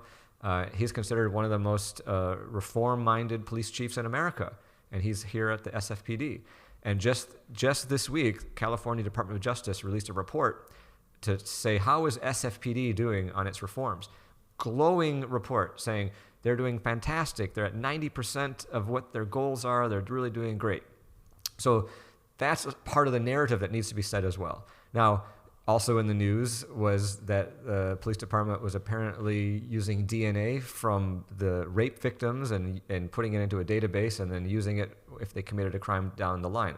Like that's a terrible thing. And the police chief has said that's horrible and that's going to stop and we're going to investigate. Right. So, right. It's not all or nothing. Like we need to acknowledge when the police department is doing good stuff and then make sure and it's held accountable when it's doing bad stuff. But I would argue that the bad stuff is much lower today than it was 30, 40, 50, even 10 years ago. And it's doing a lot. The good stuff is a much higher based on that Department of Justice report. So you got to look at things in context. It's one of those things that the industry is really, the incident with George Floyd really put everybody in that situation where we look at it over here because we have such high standards of training in the state. California, believe it or not, is regarded as one of the best, highest ranking in terms of police training within the entire country. Other states say if you have your certification from California, we don't even need you to go through our academy because we know you've done so much more there. You're held to a higher standard here. And then when we see things like what happened in Minnesota, it's horrible because nobody here would ever do that. So when you see something that happens over there, and I can't speak to what goes on because I've never been there. I have no clue. You just trust that the justice system does what it has to do over there. But to lump everybody in, because there's about 800,000 sworn law enforcement officers in the entire country. When you lump them all and say you're all that person there, it makes it hard because just because you may dress a certain way or whatnot, we're kind of doing, we're using the law enforcement example, but we say the same thing with, people who go in the store and people say, you're judging me because of this. It's like the same thing with the badge. If you lump everybody into that and say, you're one of those people or whatever, then it makes it hard to do what to do our job, which is where a lot of times you need the backing of like politicians to say, look at what happened there, a tragedy. We don't wish that upon anybody here, but we have to focus on what we have here. And we believe and we trust in our teams. We trust in our hiring process. We trust in our management to make sure we get things done right. And because of that, we hold them accountable. They are able to produce a staff of workers here and officers who are out there doing their job the best that they can. And we have to make sure that they get the training that they actually need, which is another issue because it goes back down to staffing. If you don't have staffing, you have to worry about filling the streets. You don't have time to train as much as you like, which comes back down to you have to fund, you have to invest in order to be able to get the training, which lowers everything else down there. And it's something that I think a lot of people here, or a lot of voters here, when you only hear one side from one political side, and then unfortunately it kind of makes you think this is what everybody does over there, and it really isn't. So many great people who work here in the police department, public works, fire department as well, and everywhere within the city. And it's good to hear that to get their voice out there that they actually need to hear, because they're under so much pressure, not only for their job, but just to make ends meet because of how expensive it is to live in San Francisco. That's right. But a police officer, a police department, they have to be held to a higher standard because they have a license, to kill. They're carrying a lethal weapon, right? So they have to be held at a higher standard because one mistake could have absolutely irreversible consequence, right? So that's important. And and I talked about how in the 1970s the police department was doing bad stuff, but there was a culture because back in the day the police department was a police family. Like the only people who got jobs were like the sons, the brothers, the nephews, right? And so if you've created a culture and you only hire people from within that culture, it can get it can sometimes go haywire, right? And so there was a negative culture that needed to be changed and cleared up. And by doing that is by bringing in new people, people who have from different points of view. Like, so it's a more diverse. Diversity is good because you don't want a monoculture that only does one thing, because then things can get bastardized or go in a wrong direction, right? So I think what you're seeing, and even up until 7-8 years ago, there were the cases like Mario Woods, and there's a couple others where a mentally ill person was shot and killed, by police officers. That maybe that could have been prevented. So, but thankfully we haven't seen that happen as much recently. So I feel like a large generation of officers have retired, new generations come in. We have a police chief like Bill Scott, who is very reform-minded, right? So I think the police department is on the right trajectory, and it should be acknowledged as such. It doesn't need to be demonized as the police department of the 1970s or the 1990s or whatever it is. It should be judged on the police department of 2022 and what it's done and where it's going. And I think, again, the context is important. Exactly. You're absolutely right about the whole context, the bigger picture there too. And like you were saying, it comes to investing it. If we invest in our departments and our city workers and whatnot, you may not see the results in 5 months, 6 months, or a year, but over time, you hold to that ground there. You develop a culture of trust. You develop a culture of belief in the training philosophies and accountability. You build up all that. Now you get people who want to join that. They want to say, I want to be a part of that. I want to do good for my city because I see that they're taking care of everybody.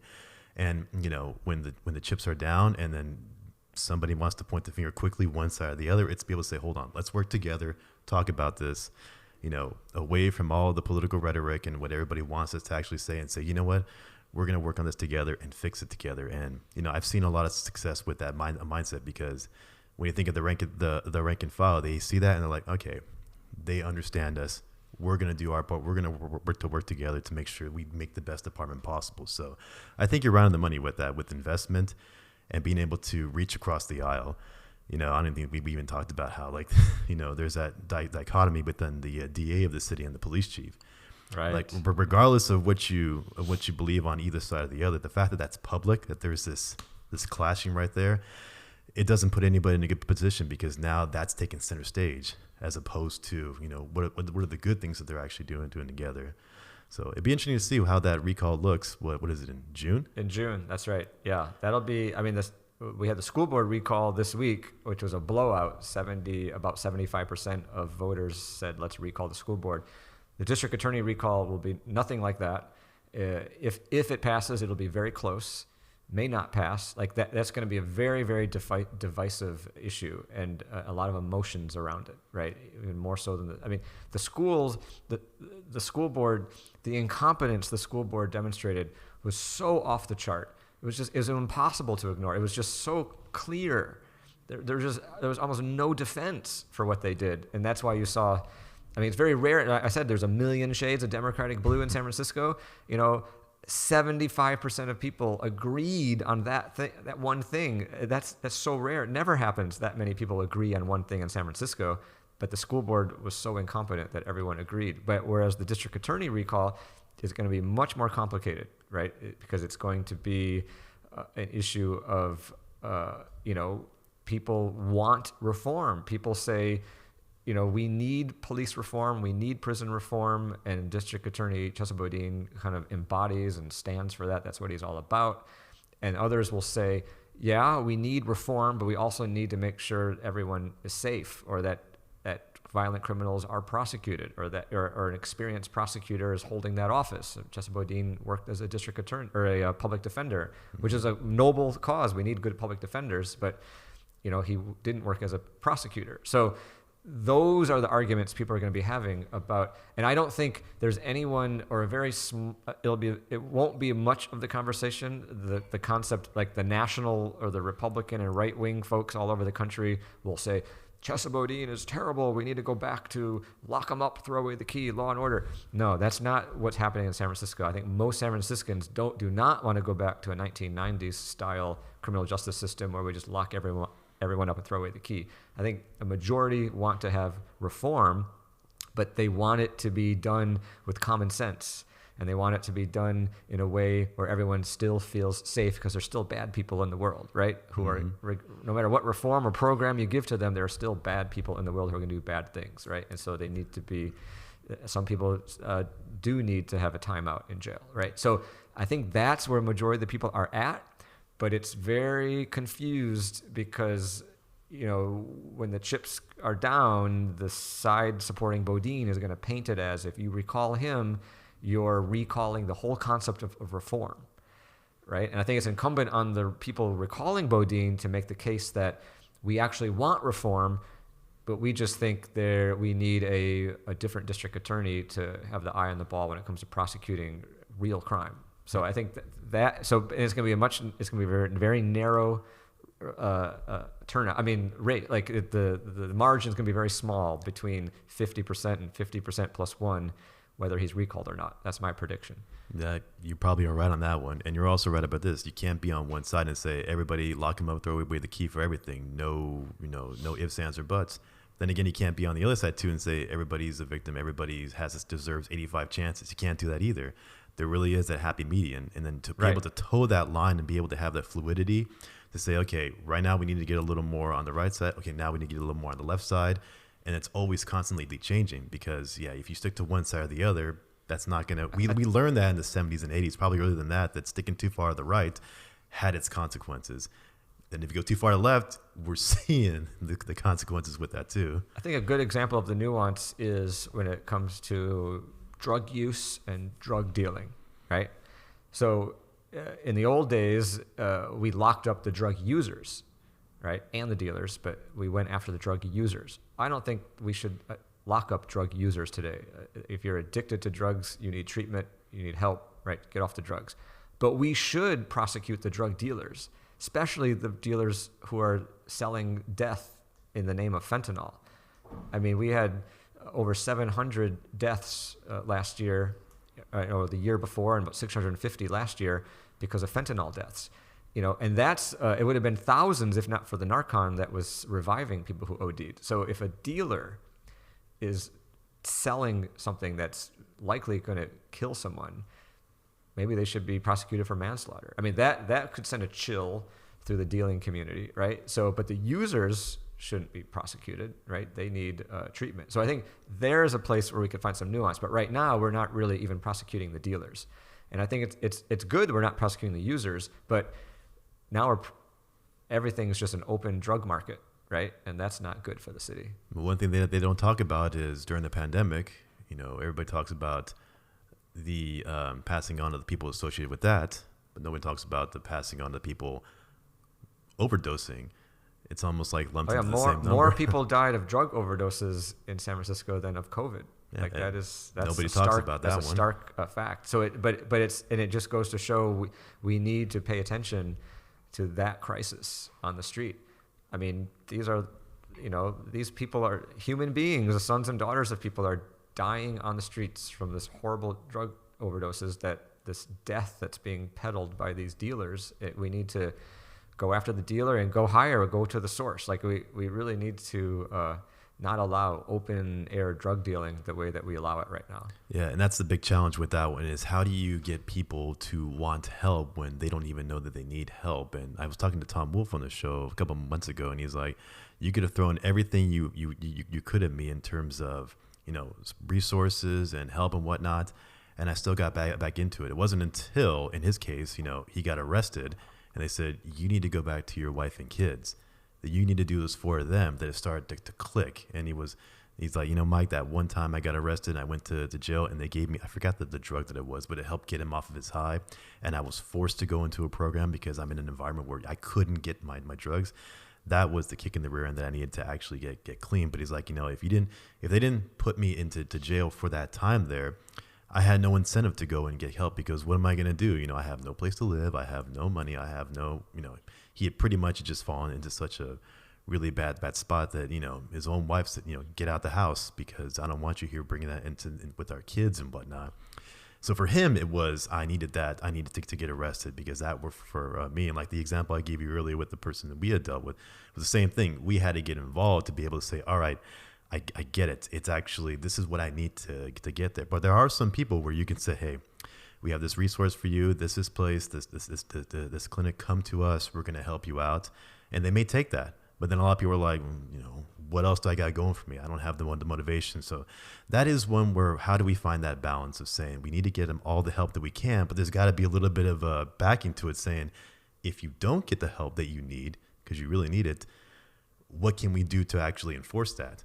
And I know that it's a hard conversation for a lot of people to talk about because it goes into the enforcement side. Mm-hmm. And then, where do you toe that line? There's a difference between enforcement as far as let's just throw you in jail and throw away the key, and enforcement as in you need to get the help. We have to mandate you to get it. So if it takes you getting the citation for $1,000 and going into the court system, then we got to do what we got to do. I think so right now we're not really arresting or prosecuting anyone, right? The users or the dealers. So I think in lieu of, since we're prosecuting nobody, let's start with the dealers. Because when you talk about users, I don't think there's a political will in San Francisco where a majority of people would be okay with that right now, right? So I think if we're doing nothing, let's at least go after the dealers, because for the users, let's provide incentives and options. And again, and when I say options, I think all things should be on the table. Nothing is all or nothing, because there should be abstinence programs. There should be the programs that I forget the term where it actually. I'm blanking on the term. That's fine. But it's something where you actually you are able to use drugs in the program, right? And the idea is to wean yourself off. But sometimes people say, no, only abstinence works for me, which is great. Then we should offer that. But then if the other version works for others, we should offer that too. We should have a menu of options for people, right? For the users, and hope that they take one of the options. And in the meantime, let's focus on the dealers, because if we can cut off the supply, if you can't buy it from someone, then what are you going to do, right? So versus like if we just only start arresting users, it's just going to look draconian and there won't be a political will for it. And so I think it's smart to focus on the dealers first and offer a variety of options for the users to give them help. Yeah, I mean, it's one of those things where, supply and demand. If there's demand for it, and you get one dealer, as much as I would love that, there's going to be two people to take its place because they see the money involved. And when you have people who grow up in an area where they don't have anything, and it's like, hey, you do this, you can make thousands of dollars a week. All you got to do is go and sell this. It's like, but imagine if we had a district attorney who said, if you deal fentanyl in San Francisco, I'm going to charge you with manslaughter. I mean, that right? It's like maybe people won't come to San Francisco. Like, you need that kind of leadership to send out the word, right? I'm sure there's places where dealers shy away from right? Because maybe the consequences are too great to deal there. I don't know, but it's one of those, are we pushing the problem to somebody else? Like, do we push it to the East Bay, and then now it's Oakland and Alameda's problem, and now they're like, well, why did you? And then you get this whole thing within the DA's offices. They're going like that, and then you ask for like help from the federal government, and it's okay. So if we help California, then now they're going to go to Nevada, and now it's like it's like, and then trying to stop it at the border, it's like, it's no matter, it's, and I haven't talked to anybody who works in those organizations, but it's like, man, trying to get on top of that is like, every time we make this great arrest. These problems, right, they escalate. Like, it's not just local, it's regional, then it's state, then it's federal. Like, you need to have but then it also comes to this point we talked about earlier, is we also need to look at what are the foundational reasons people are using drugs in the first place. Mm-hmm. Often people self-medicate on drugs, or people use drugs for all kinds of reasons, right? So we need to, in a parallel track, be investing in ways to stop people from using drugs in the first place, or intervening in a sense of giving people a sense of purpose, or whatever it is whatever demons they're trying to excise through those drugs. We need, as a society, to look at the originating demons, and slay those, right, as a society, right? So there's so much we need to investigate and invest in, before the problems surface. Yeah, so that's a really good point, because most of the drug users out there are men. And a lot of times when you talk to them about what's going on, you hear the same sort of story. I don't have anything. I'm not good at anything. It was all taken away. Whatever the story is, it's usually a sense of, I don't have a purpose. The world's not going to miss me if I were to go away. That doesn't surprise me when you go to states like West Virginia, or even in the Rust Belt, where jobs with the coal miners, and we can get climate change, that's a whole separate thing. No matter what, when they lose the jobs and the careers that they've had for so long, they're like, what else do I do? I got a wife, kids. Now I can't pay the mortgage, and the career that I was born and raised in, that's gone now. What do I do? And then it's no coincidence that you see that the drug just shoots way up over there, because what they can't do what they felt that they were good at doing. Working with their hands, having their own company, whatever. It was all sort of taken away from them. How do you solve that problem within each state? It's, I don't have the answer on that one. I can just tell you that if there was a way that we can give people a purpose back to say, you are going to be good at something. What do you like to do? Oh, I'd like to do art. What if we can help you get in a situation like that? Or, you know what? I was really good at, woodworking, but I don't know how to, go to a shop. I don't know where I can build furniture at. And it's like, this is why so many people who do blue collar jobs, like even the sanitation workers, like, you may look at that and think, who would want to do that? But they love doing their job. It's, at first they get paid really well around here. They have a purpose. I know I go to work and I'm going to take care of something. Maybe I don't make as much money as a Google exec does, but you know what? I'm happy doing my job. I get fulfilled doing it. Construction workers, same thing. I get fulfilled doing my job. And then you don't see the same rates of sort of the depression amongst them that you may see against people who lose their careers and they lost everything they actually had. But then you come down to, how do you can't really make somebody find the purpose. You can inspire them as much as you can, but it's like, if I walk down the street now, how do I get that person sitting on the corner now to say, you're good at X, Y, and Z. Why not go for that? Do you realize that there's services here that can help you get that job placement? And how do you get them to motivate themselves like that? If we could figure out a way to solve that problem, that in of itself is going to solve a lot of the drug problem, because it's like, oh, I have a job. I go to work. I have a family. I got something to work for. I don't need those drugs anymore, because those just it's like alcoholism. It's like, it's going to get me to a point where I forget about my problems, but then those problems are still here. But then again, how do you help people to get the motivation that they need to have a purpose to fix that? Right. We have to start with foundational things. People have to feel like their basic needs are being met. As a society, we need to prioritize education and healthcare. So when you're a child or when you're growing up, you're not wanting for basics, right? So I think that's key, right? So people then have the opportunity, to find the spark or joy in their life to pursue.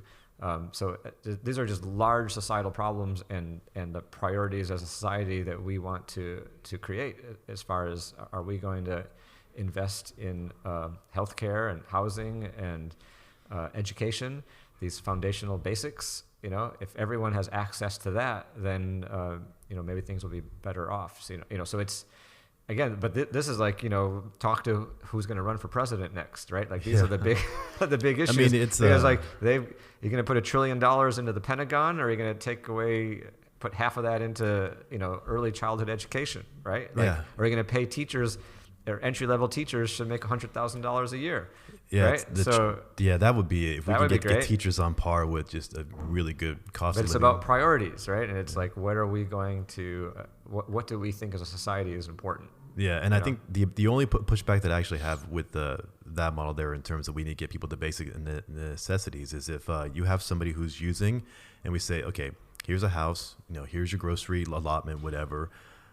I would hope, and I think everybody would hope, that would be the motivation for someone to say, you know what, thank you so much. But I'm not talking about like an adult. I'm saying, we need to make sure that, intervene, like provide as a society, provide the opportunity and the avenues so people don't turn to drugs in the first place, right? So, nurturing children 0 to 3, the most important time of your life, right? Make sure every child from 0 to 3 has a preschool program that they can, or early start or head start, whatever they're called, right? There's these programs that are proven to really work, like we talked about in the very beginning. I mean, I had a single mom who's a house cleaner in Rust Belt, Saginaw, Michigan, and I'm at where I am today because I had really good public education. For whatever reason, Saginaw, Michigan, this kind of economically depressed town, decided to invest a lot in its public elementary school, and it really gave me the foundational skills that I still use today. And I wish every city had that. To be able to invest in that, you're right. Otherwise, we're seeing a lot of parents turn to private school, which is another cost onto the house, which means more people have to work longer hours, which means it's like this big cycle that we're trying to figure out around here when it comes just to cost of living, and where we deviate tax dollars and whatnot. But the last thing I wanted to say about, we were going back to people who have drug issues, they're just dependent upon drugs. Just from what I've seen on my own, is like we can give them all the resources, housing and food and whatnot, allotments. But if they still are like, I don't know what to do with myself, now they're just in a house by themselves, and then where do they turn to? And that's where the drugs come back into play. So I've just seen on my own how that may not be the only way to solve the problem, because the people in that situation may still not have the purpose. They're like, what am I doing with myself? We saw a lot of that in the pandemic. People were stuck at home in the beginning, and like, all these issues that I just didn't think about because I was at work. Now I'm starting to see, me and my spouse were having arguments all the time, and now I can't realize the kids are getting on my nerves, and like, what's going on here? And it's like the problems were usually there, but we can try to mask it, but we don't solve the root things. But that's an individual problem. It's like, right. I have to be the one to say, I need to get my act together, get myself the education, pick myself up when I'm hit rock bottom, because nobody's going to do it for me. But if I need help from the government, like unemployment insurance or Medi-Cal or whatnot, that it's available for me to get me on my feet to the point where I can get out on my own way, which I think is ultimately one of probably the new American dream. Instead of owning a home and having all that, it's like making the best of what I can, given what I actually have. And I hear so many inspirational stories from people who I talked to a domestic violence victim who her husband did horrible things to her, and she took her kids, she ran out. She put herself through nursing school, and then she put herself through real estate school with the help of her mother, helping her raise her own child. And then she met her husband, who's a doctor, through the nursing school practitioner. Now she owns a successful business because she was able to overcome all these odds here. But it wasn't so much what she was given per much as she said, I need to get this done for my son. He's the most important thing. I need to do everything for him. But like, if he wasn't around, it's like she even says, would she have had the motivation to do everything? Maybe or maybe not. But again, not a problem that either one can solve. You had talked about the adult drug addict who was given a house and given their food, and now they're sitting alone in the room, and they still have the demons in themselves, and they don't know what to do, and they turn back to the drugs. And you talked about the person in the pandemic who they were busy with their work lives and whatnot. When they were forced to quarantine, then all of their marital problems and other problems all came to the surface because they weren't kind of suppressing it or weren't distracted by it. But imagine a society where we normalize mental health treatment, where we normalize like talking to a counselor, talking about your feelings, talking about excising the demons from an early age, and having therapy and counseling, and making it widely available and accessible. We don't have that. We've never had that in America. But imagine a society that did have that, and how future generations might be much better off because it's normalized from a very early age that you talk about your feelings and problems and work them out and see a counselor, and if it's fully accessible and available, maybe things will be better down the road. So I think we really need as a society to decide that we need to make mental health a priority, because it kind of is the underlying, it underpins so many societal problems that we have. And it's like whack-a-mole. You're trying to tackle this one and tackle that and tackle this, and they keep popping up and popping up. But what's under it all? Mm-hmm. We have a whole society of 300 million Americans who have not really dealt well with their own mental health. And I'm not just talking about the psychotic person on the street. I'm just talking about a regular person who just has to figure out their own interpersonal problems and feelings and how they interact with other human beings, right? And how they deal with their own internal issues. Like, it's everyone needs to go down that road, but we don't normalize that and make that something that is talked about or welcome. I think we should. Well, I think you're right on with that mindset there, and it comes back down to your main point: investment, and helping the people that we have now, but also knowing that the reality is it's going to take time. And if you can be that one politician that can convince the voters that, hey, we're going to do the right thing, it's going to take time. We can lay out the plan for you, but if you trust in the program, trust in the process here, you're going to start seeing results 5-10 years down the line. Maybe not you as much, maybe your kids are going to see them more, because as time goes on and we do everything the way we're supposed to do, you're going to see less tents in the sidewalk here. You're going to see less needles on the ground here. You're going to see less broken glass in the sidewalk from all the vehicles that have been broken into. You're going to see less animosity between the people you walk on the street. You're going to see more police walking up and down your neighborhoods, waving hi to you as you walk by, to feel safe and feel like they're here to protect you. But it's going to take time to develop all that. And if voters can understand that, and they have somebody who's really going to work to make it happen, that's going to be a great thing. But like you said before, it doesn't take one person to do that. You got to work with the supervisors, and then we get into, can everybody work together? Do we all have the same agenda? Or like you said, is it just different shades of blue? And the person who may have the best idea, but it's going to take longer to do, are they going to be able to survive the person that says, I can do it in a year, vote for me, who may be on the other side? It's And I think when San Franciscans are polled or asked about what they want, right, it's pretty clear a majority of people know what they want, and they all want pretty much the same thing. They want to feel safe. They want to have a place that has affordable, where they can afford to live. Like anyone they just want to live their lives and not have to worry about being attacked on the street or being priced out of their home, right? So like, people all want the same thing. And then when you poll people about how do they feel, is the city on the right track, it's off the chart. People are like, no, we're not on the right track. Things are haywire. And I think it's incumbent upon the voter and the resident to put the pieces together, to connect the dots. If I want this and I'm not getting it, well, who's in charge?